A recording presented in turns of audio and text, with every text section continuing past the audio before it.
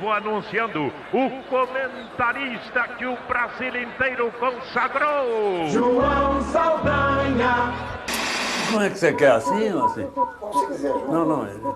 Pô, essa luz, hein? O depoimento quando ele vai falar sobre... Cadê a máquina? O tempo que ele foi para a Rádio Guanabara com a equipe do Edson Leite.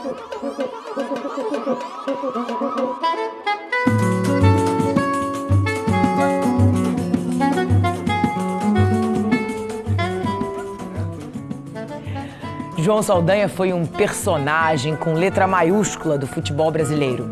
Levou para a crônica esportiva uma linguagem simples e bem-humorada. Não era uma dessas figuras de meias palavras de jeito nenhum. Muito pelo contrário, ganhou fama exatamente pela irreverência dos comentários. Nelson Rodrigues dizia que os fatos divergiam das versões do Saldanha. E completava, pior para os fatos, porque a versão dele é sempre muito melhor.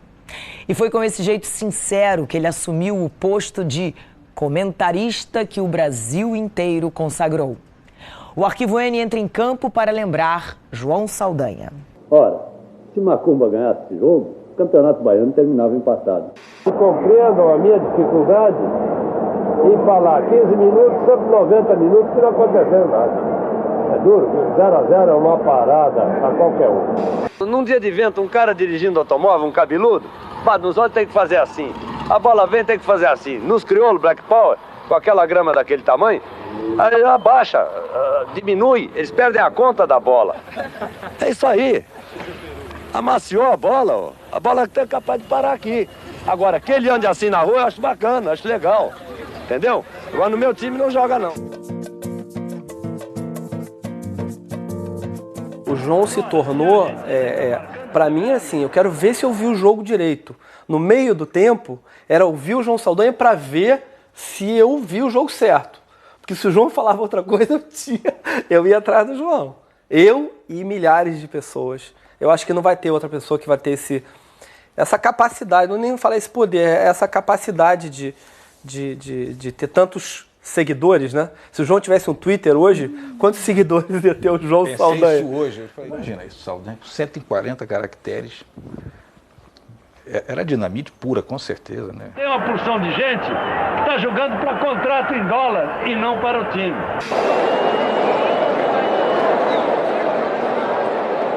O macaquinho, deixou de namorar a girafa por causa disso. É muito penoso ir lá em cima dar um beijo, vir cá embaixo e pegar a mãozinha dela. E de novo, eu e cá, não dá. Vai informar agora. Se tem substituições na equipe da Iugoslávia, entrou ali um com pinta de baiano, entrou no lugar do outro aí, de um desses vídeos qualquer.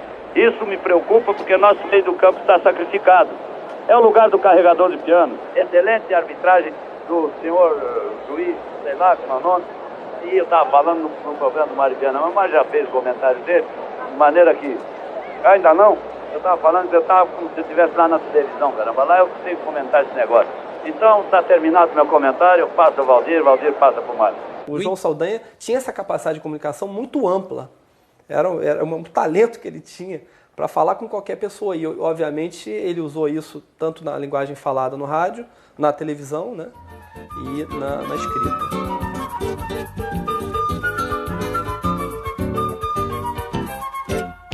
Eu tinha ouvido o João Saldanha e tinha gostado da maneira popular. Alguns diziam que era popularesca. Eu digo popular. Coloquial que ele falava. Inteiramente diferente. Naquele tempo os comentaristas falavam assim: aos 30 minutos de jogo, fulano fez o primeiro gol do Flamengo. E aí o João, aos 30 minutos, fulano investiu e fez o primeiro. Falava conversando assim. E foi diferente, criou. Se continuar jogando assim, vai cair do cavalo. Ele criou. A vaca vai para o brejo, ele que criou. Entregou o ouro ao bandido, ele que criou. O mapa da mina, ele que criou. Então ele era um cara assim. É visível que na hora da onça beber água, o time uruguaio se acalmou antes do nosso. Nosso time tem que ir um pouco mais. Está excessivamente cauteloso. O gaúcho João Saldanha veio para o Rio na década de 30, quando entrou para o Partido Comunista. No início dos anos 50, já como dirigente do PCB, ele foi para o norte do Paraná, organizar trabalhadores rurais que participavam de um conflito armado contra fazendeiros. Chegou a participar de alguns confrontos pesados, confrontos de guerra, de luta armada, aberta.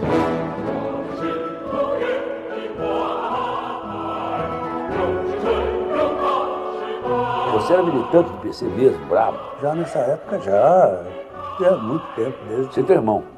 42. Você e seu irmão? Sei. Quando afundaram os navios brasileiros, foi aquele dia que no dia seguinte nós entramos no partido. O João era muito ativo politicamente o tempo todo, é um idealista o tempo todo. A questão política para ele, talvez dentro dele fosse mais importante até do que a questão do futebol. Então, isso não é visto pelas pessoas, ninguém sabe muito bem, mas a gente teve depoimentos, inclusive no filme, que isso foi bem claro. É um idealista. O tempo todo o João Saldanha pensava politicamente. Ele, em determinado momento, falava: eu sou um defunto caro, eu sou muito famoso aqui. E isso quando o pau estava comendo, quando a ditadura estava mais pesada possível, exatamente no governo Médici. E durante a atividade dele técnica da seleção, a casa dele, neste mesmo período, na casa dele aconteciam reuniões do Partido Comunista Brasileiro. Quer dizer, ele nunca deixou de estar ativo politicamente, mesmo naquele momento onde ele tinha o cargo de treinador da seleção brasileira. Ele era uma pessoa que não abria mão das convicções políticas e muito menos de lutar por elas. Quando estava no apogeu a Revolução Chinesa, um grupo de 15 jornalistas foi fazer cobertura do final da Revolução Chinesa. Eu era um deles. Foi o primeiro jornalista brasileiro, o primeiro brasileiro a entrar na China comunista, ou não? Não sei, tem cearense, tem cearense por todo lado, eu é capaz de ter tido algum cearense que tivesse entrado. Você não via tão junto do Mao Tse Tung, que uma hora ele pisou no pé do Mao Tse Tung e disse assim: "Pula, João!" Não, eu vi Mao Tse Tung apenas três vezes, duas vezes mais de perto e uma vez de longe. Ele separava completamente futebol, política e família. Família, para ele, era uma coisa muito especial. Ele conseguia tempo, né? Na época, eu acho que eu fui um pouco prejudicada, eu e minha irmã, porque na época nossa de criança, eu nasci em 45, tenho 65 anos, ele teve que se ausentar do país. Foi a época que ele teve na China, que ele foi operado de apêndice na China comunista, ele foi obrigado a sair do país. E nós perdemos um pouco o contato. O que ele fazia conosco? Eu tinha cartas e cartas e cartas dele contando histórias infantis. Ele escrevia para a gente contando histórias. Ele criou uma família de pintinhos chamado Piduns, Perereco e Ovim, que retratava a vida dele no Rio Grande do Sul. Então ele escrevia, eu choro à toa. Ele mandava para a gente e era uma maneira dele estar presente, ausente, mas presente na nossa vida. 2 segundos, só para recuperar. O Piduns, Perereco e Ovinho tinham a vida deles na Vila do Vintém e ele criava todas as histórias que ele tinha vivenciado. Tinha uma velha que chamava Dona Coroca, que era sempre que implicava, e que eu sei que hoje em dia era uma tia que ele achava chata lá do Rio Grande do Sul. Então, tudo de ruim que acontecia com o Piduns, Perereco e Ovinho era por causa da Dona Coroca.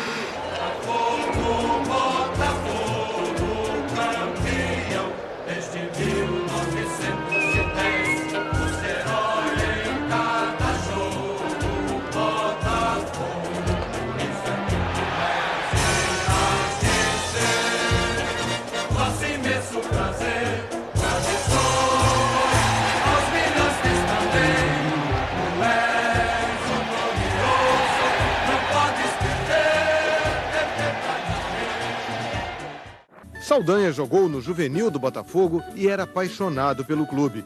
Em 1957, a 2 meses do Campeonato Carioca, o time principal ficou sem técnico.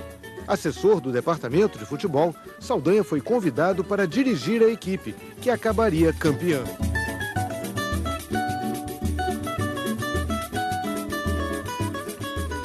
papai tem um irmão, tinha um irmão, tio Aristides, que eles não eram gêmeos, porque o tio Aristides era um ano mais velho que ele, mas era como se fossem gêmeos.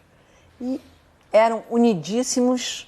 Papai foi para o Partido Comunista por conta do meu tio, que foi o primeiro a ir para o Partido Comunista. Eram unidíssimos. Então, já no Rio Grande do Sul, eles tinham uma coisa, eles tinham que brigar por algum motivo. Então, no Rio Grande do Sul, meu tio, que era o mais velho, torcia pelo Internacional. Papai, para poder brigar com ele, torcia pelo Grêmio. Gremista fanático. Mas era para poder brigar. Grenal, você imagina, né? Rio Grande do Sul. Quando eles vieram para o Rio de Janeiro, meu tio escolheu o Vasco. E o papai escolheu o Botafogo para poder continuar brigando com ele. Então, assim que começou, e aí não. Aí depois ele era apaixonado pelo Botafogo. Tudo dentro do Botafogo era o máximo e tudo. Mas o motivo da escolha foi para poder brigar com meu tio. Tinha muito gaúcho no Botafogo naquela época. Vários grandes jogadores. O Botafogo tinha sido campeão, esse troço influencia muito o garoto, né? O Botafogo foi campeão em 30, eu vim depois, 31. Virou técnico meio de tampão, porque o outro não deu certo, outro não deu certo. Vai você, João, o João ficou técnico lá. E foi campeão. Mas ele teve a visão de trazer o Didi do Fluminense. O Didi foi uma figura fundamental. O Fluminense deu preço para o cara 1.850 e mais 80 centavos ou 70 centavos. Então aí faltava os 70 centavos. Então o Fluminense não queria assinar a transferência porque já queria tirar o corpo fora, né? O centavo valia. Então o Jorge, não, peraí, vocês trataram, vou ter que cumprir, mas está faltando 70 centavos. Não, peraí que eu vou descer lá no meu carro, no cinzeiro tem. Aí o João foi lá, abriu o carro, chegou no cinzeiro, tirou os 70 centavos, foi lá na mesa, tá tudo legal e tal. Aí o Fluminense foi obrigado a assinar. Nosso time do Botafogo, aquela fim da década de 57, 58, não era uma máquina de jogar as camisas prontas e dormir. Não tinha nada que fazer. O Saldanha não era de complicar muitas coisas, né? Era mais o feijão com arroz. Ele não era de dar muita tática, ele era mais de treinar e deixava as coisas correrem mais à base do conjunto, da individualidade de cada um.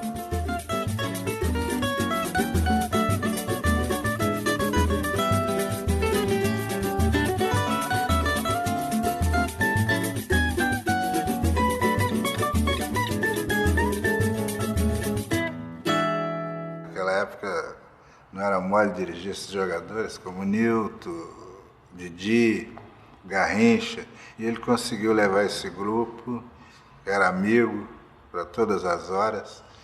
O Botafogo vai jogar na Argentina e o Garrincha some. Aí de repente o João passou concurso de tango. Tá lá. Não deu outro, tá lá o Mané. Ele com uma magrinha, baixinha, pesava uns 20 quilos. Tava o Mané era finalista e um outro casal ganhava $20. Mané, seu sem vergonha, ele. Eu também caí na gargalhada. Eu nunca proibi um jogador de sair para se encontrar com uma mulher a hora que ele quisesse. Fala comigo porque é para preparar. E queriam saber o que o jogador fazia. Veio uma jornalista, Marisa, perguntava como é que é a relação sexual dos jogadores assim, entende? Minha filha, eu nunca vi, que se eu tivesse eram 3 e mais de 2, sabe, suruba. Então, porque muitas vezes por parte da imprensa, faz um sensacionalismo em torno disso, fulano saiu com uma mulher, eu digo, ótimo, pô, eu queria que ele saísse com um homem. Você tem que frear o Garrincha, né? Não. Quem é que vai frear o Garrincha?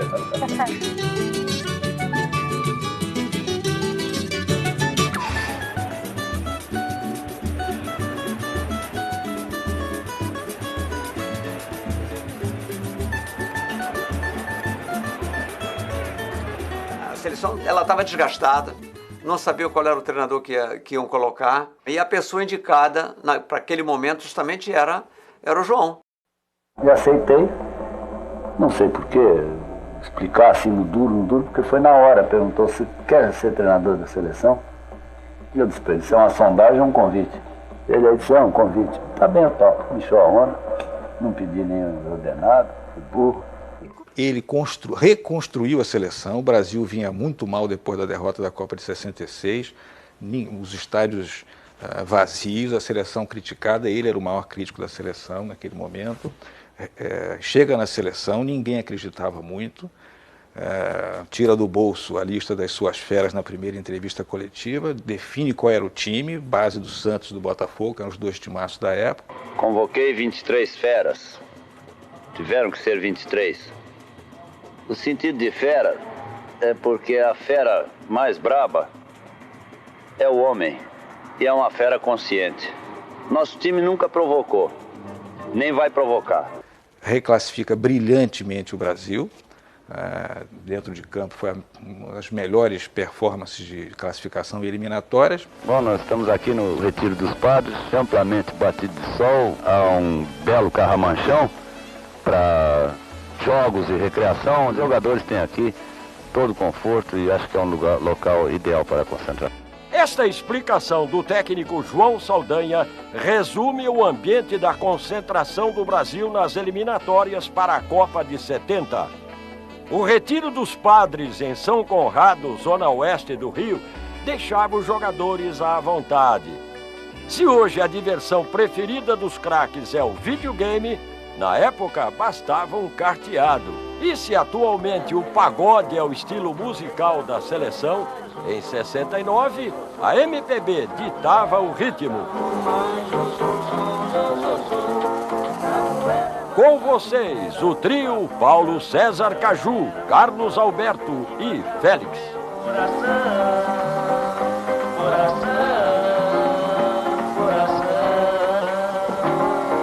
Agora o Kruner Jairzinho. Hoje você não está boazinha pra mim, Pelé não parecia empolgado, talvez sentindo falta do violão, mas Rildo de touquinha mostrava desenvoltura.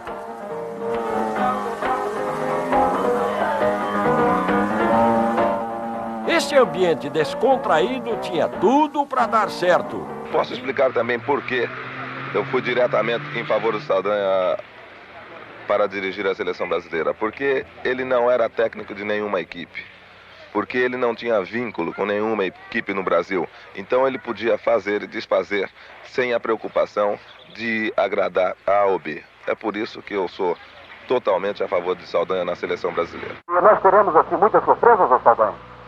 A seleção nacional já existe. Eu antes eu dizia que sabia a seleção alemã e não sabia do Brasil, agora eu sei as duas. Não, quem me conhece, quem me ouviu falar ou me leu, não vai ter surpresa, não.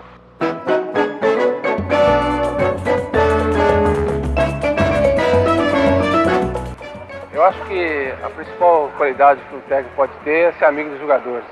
É o que acontece com o Saldanha. Porque um jogador que desconfia do técnico, eu acho que não existe coisa pior para uma equipe. E o Brasil tem conseguido esse ambiente bom, graças a essa amizade que os jogadores têm ao Saldanha. E entre você e a comissão técnica, está tudo bem, João? Não, evidentemente não deve estar. Entre eu e a comissão técnica está muito bem.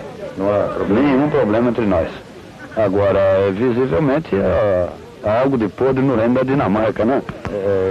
Esse time é esse que vai jogar se for o treinador. Se for outro, vocês perguntem para ele. O João deu o espírito do time, a atitude do time em campo, né? Quer dizer, aquela fibra toda, e o Zagallo mudou o esquema de jogo. Acho eu também que o João, eu não sou evidente, mas acho que o João também mexeria ali. Mas o Zagallo entrou, mexeu 3 pedras no time, conduziu o time durante a Copa, que é sempre um desafio difícil. E ali dentro de campo só tinha maestro, né? Quer dizer, era um time de maestros, né?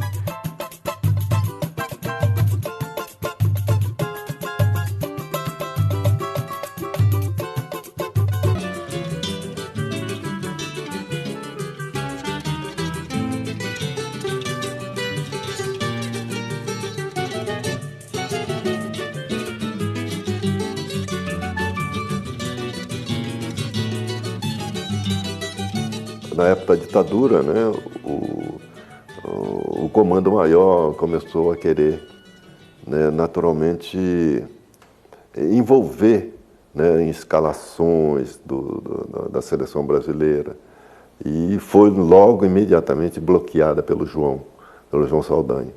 E tiraram o João Saldanha do comando. E, graças a Deus, é que o Brasil ainda saiu campeão. Mas o João tinha montado toda essa máquina. Nestas imagens recuperadas pela RBS, afiliada da Rede Globo em Porto Alegre, o jornalista e ex-técnico da seleção, João Saldanha, fala sobre a intromissão do então presidente da República, Emílio Médici. Eu e o presidente, ou o presidente e eu, temos muitas coisas em comum.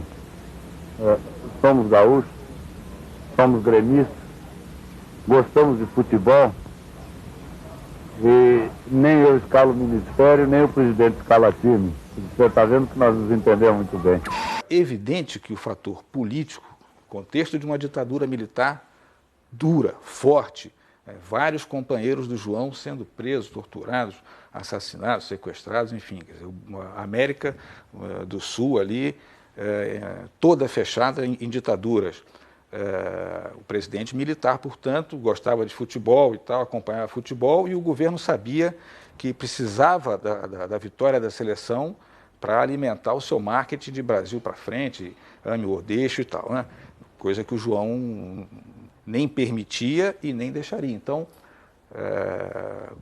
o João passou realmente a ser um problema de Estado, quer dizer, e se volta, então, com o troféu, com a taça Júlio Rimet na mão, o comunista, famoso comunista, quer dizer, que foi, na primeira entrevista para o México, o Brasil ganhou, se classificou, o João foi para o México escolher concentração, hotel, numa entrevista coletiva com correspondentes estrangeiros, perguntam a ele se havia tortura no Brasil, ele diz que sim, e aí mostra uma pilha de documentos, evidente que isso não bateu bem em Brasília. Você é um otimista? É claro que eu sou. Se eu não fosse um otimista, eu já tinha me naturalizado dinamarquês. É claro que eu sou otimista. Eu confio muito no nosso povo e no nosso país.